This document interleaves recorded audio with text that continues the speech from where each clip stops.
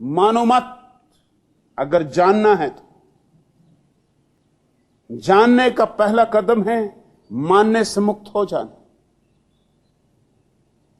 अगर तुम मुझसे पूछो, मेरा गणित पूछो, थोड़ा उल्टा लगेगा, थोड़ा बेबूझ लगेगा, मगर मेरी भी मजबूरी, मैं सत्य को वैसा ही कहने को मजबूर हूं जैसा है। अगर तुम सच में नास्तिक हो जाओ तो शायद कभी तुम आस्तिक भी हो सकते हो। नास्तिकता और आस्तिकता में विरोध नहीं। नास्तिकता सीढ़ी है, प्राथमिक सीढ़ी है आस्तिक होने के लिए। अगर मेरा बस चले तो मैं हर बच्चे को नास्तिक बनाऊं, हर बच्चे को जिज्ञासा दूं, प्रश्न दूं, खोज की आकांक्षा दूं, हर बच्चे के जीवन में एक तीव्र प्रेरणा भरूं कि तू जानना, मानना मत।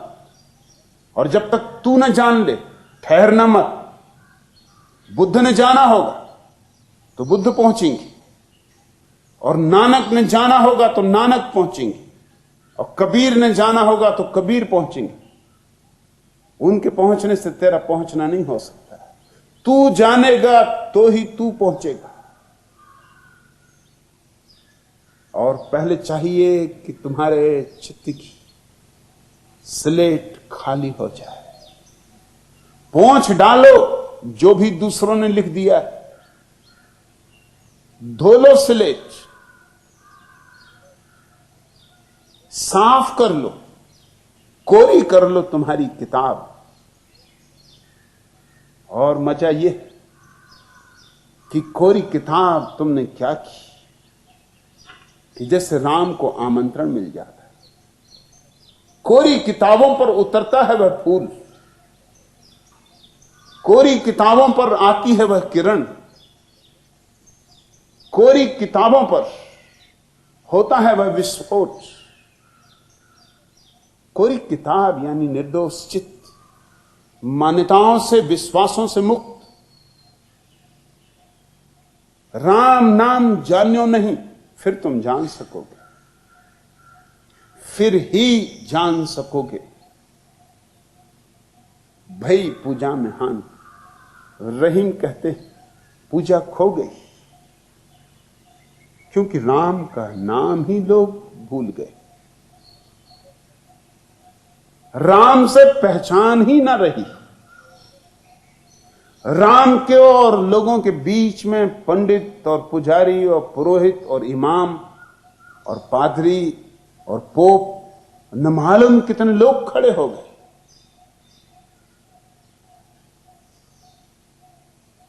राम और तुम्हारे बीच इतनी भीड़ खड़ी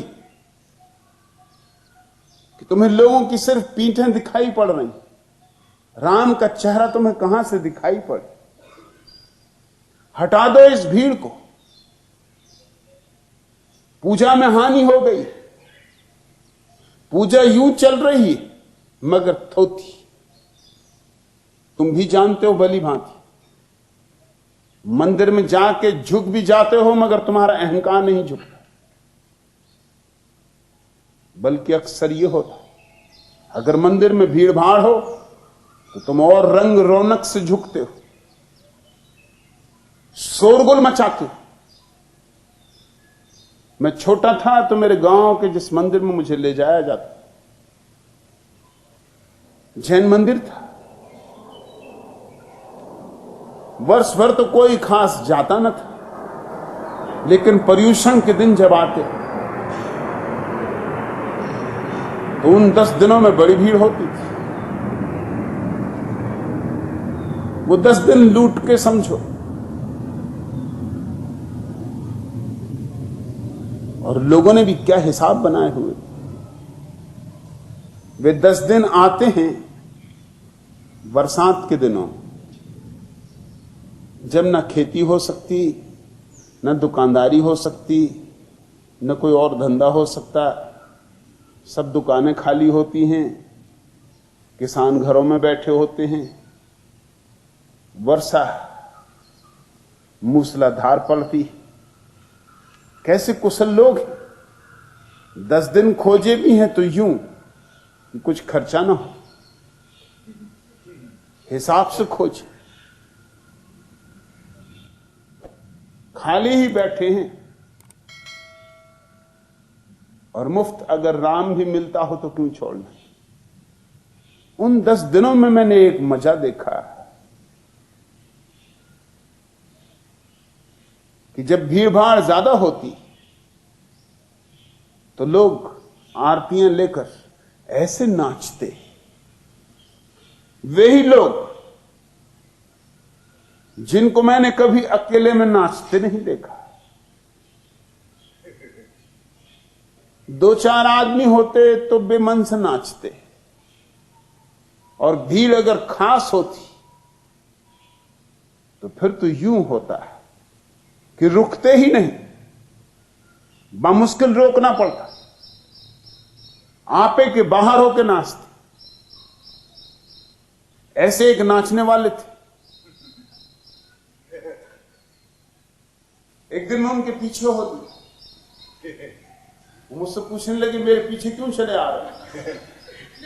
मैंने कहा एक राज की बात पूछ, आपको हर रंग में हर रंग ढंग में देखा, जब आप अकेले होते तो आप पूजा की थाली उठाते भी नहीं। 2-4 आदमी होते हैं तो थाली उठाते हैं, बस एक आध दफा घुमाई, उतारी और रख दी। 10-15 हुए तो आपके पैरों में थिरक आ जाती, और अगर 100-200 लोग इकट्ठे होते तो आपको रोकना पड़ता है, पकड़ना पड़ता है। पकड़े पकड़े हाथ में नहीं आते थे, छूट जाते, निकल जाते थे, फिर थाली उठा लेते। फिर लोगों को दूसरे काम भी करने, घर भी जाना, भोजन भी करना है। इसका राज क्या है? उन्होंने कहा इसमें राज क्या? अरे अकेले नाचने में क्या सार, कोई देखने वाला भी तो होना चाहिए। साल में 2-4 ही ऐसे मौके आते हैं जब सब इकट्ठे होते, पर्यूषण के अंतिम दिन तो वो ऐसा ऊधम मचा देते।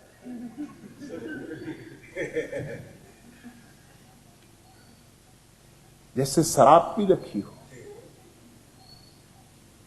लोग झुकते भी हैं मंदिर में, तो भी वह झुकना अहंकार का समर्पण नहीं,